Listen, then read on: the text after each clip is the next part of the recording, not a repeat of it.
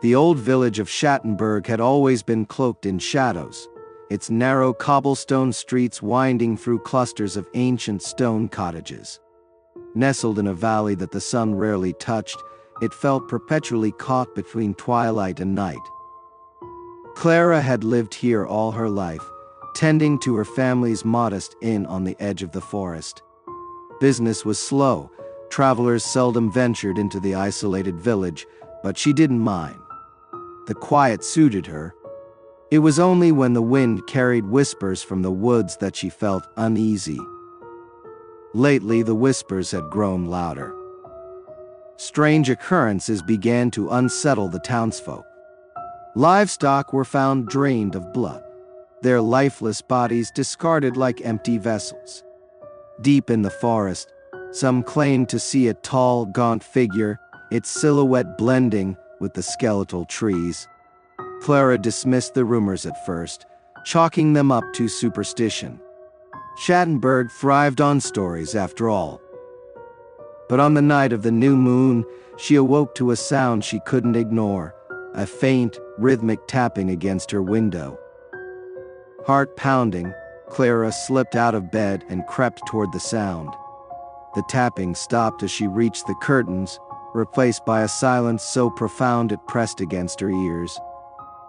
When she drew the curtain back, the night stared back at her, vast and impenetrable. But just as she started to turn away, a shadow moved at the edge of the forest. And it was looking straight at her.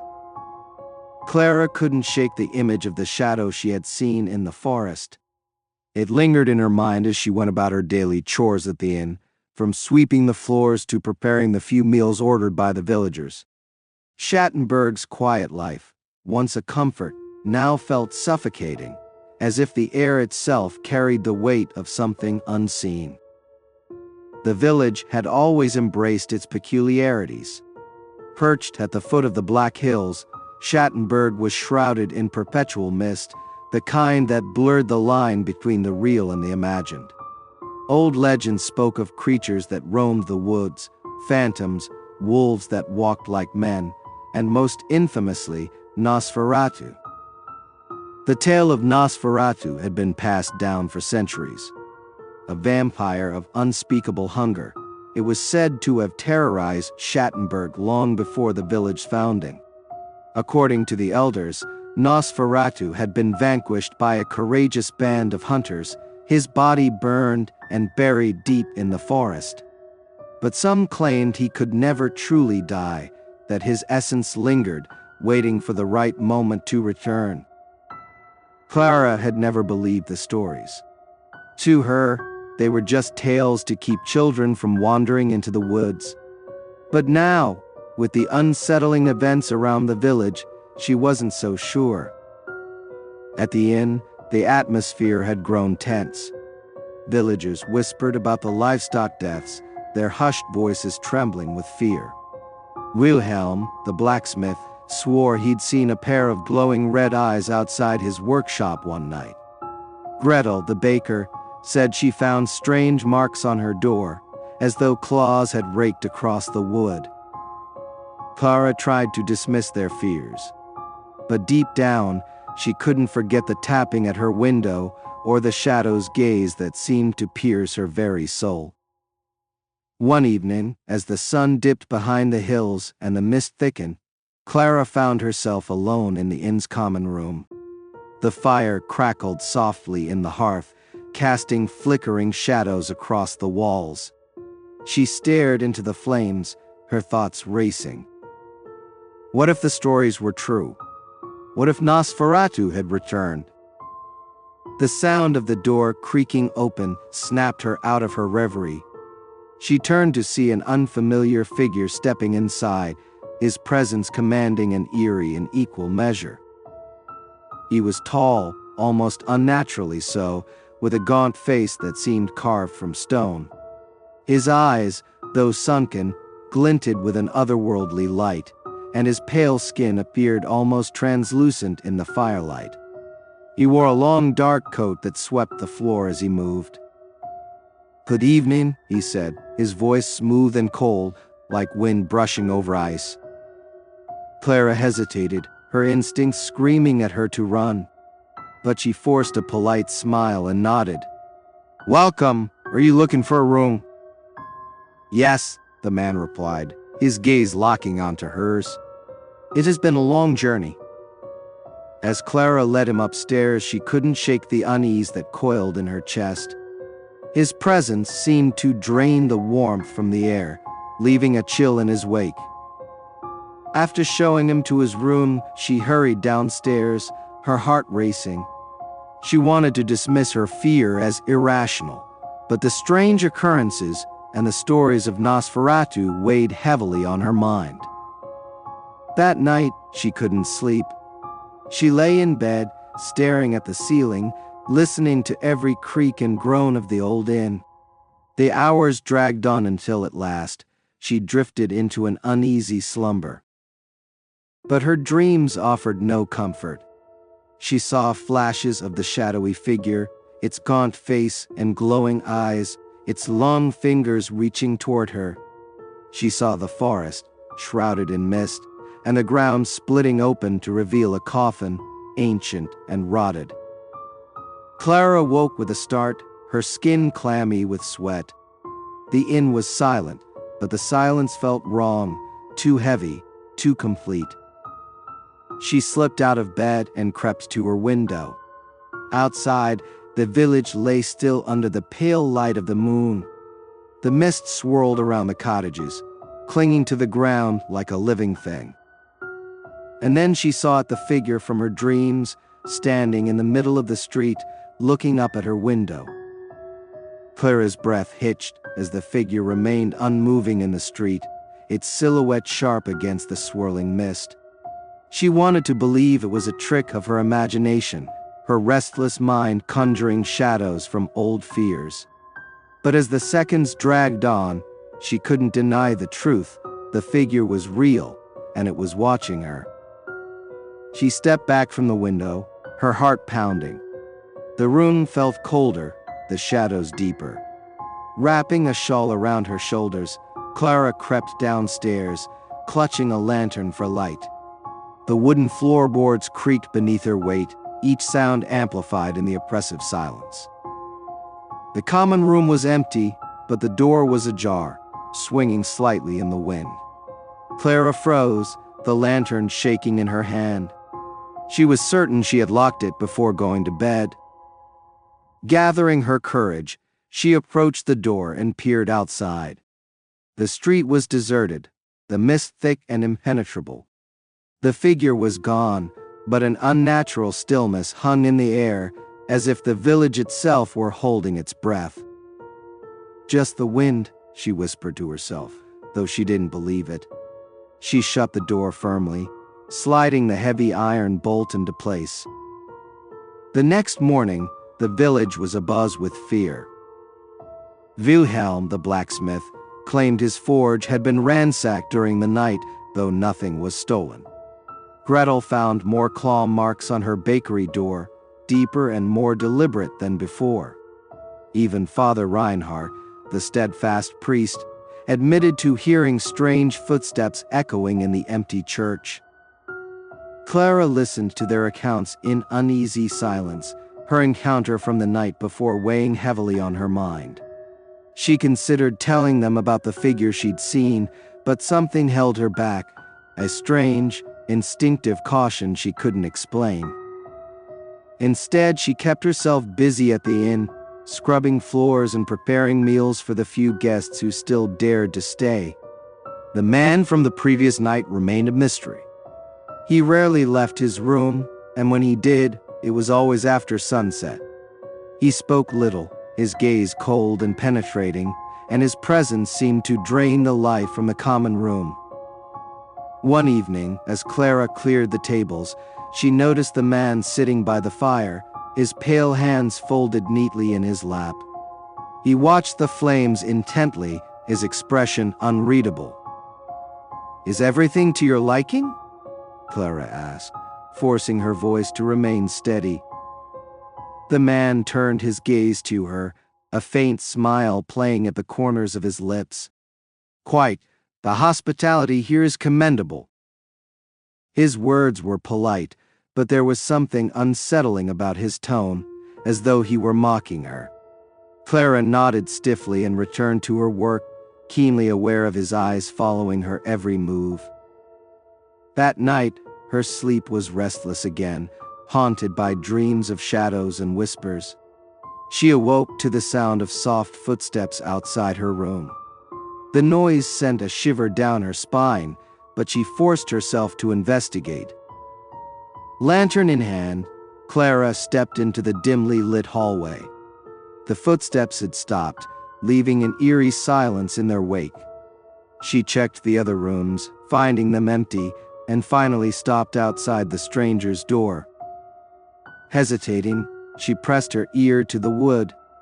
For a moment, there was nothing but silence. Then, faintly, she heard a low guttural sound, like an animal feeding. Clara stumbled back, her heart racing.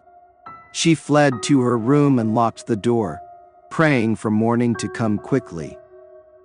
Over the next few days, the village's fears grew. More livestock were found dead, their bodies drained of blood. A young boy claimed to have seen a pale figure standing at the edge of the forest, its eyes glowing like embers. The villagers turned to Father Reinhardt for guidance, pleading for protection from the growing darkness. The priest organized a midnight vigil, urging everyone to gather in the church and pray for salvation. Clara joined the vigil, though her heart was heavy with doubt. As the villagers huddled together in the candlelit sanctuary, she couldn't shake the feeling that their prayers were too late. The shadow looming over Schattenburg felt unstoppable, a force that no amount of faith could banish. And then, just as the clock struck midnight, the church doors blew open. The sudden rush of cold wind extinguished several candles in the church, plunging the space into wavering darkness. Gasps echoed as villagers clutched their rosaries, their eyes darting to the open doorway. The mist crept in like a living thing, swirling around the pews and enveloping the congregation in an icy embrace. From the shadows of the doorway, a figure emerged. Clara's breath caught as she recognized the man from the inn. But he was different now. His gaunt face was sharper, his pale skin gleaming like marble in the dim light. His eyes burned with an unnatural fire, their crimson glow piercing the gloom. He stepped forward, his long coat billowing like dark wings, and the room seemed to shrink in his presence. The villagers recoiled, their fear palpable. Father Reinhardt, trembling but resolute, stepped between the man and the congregation, holding up a silver crucifix. "In the name of the Lord, I command you to leave this place," the priest declared, his voice cracking.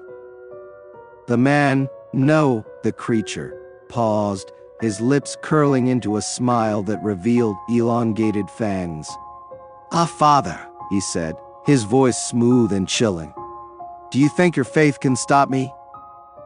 With a flick of his hand, the crucifix flew from Father Reinhardt's grasp, clattering to the floor. The priest staggered back, his face pale with terror. The creature turned its gaze to the villagers, who cowered under its stare.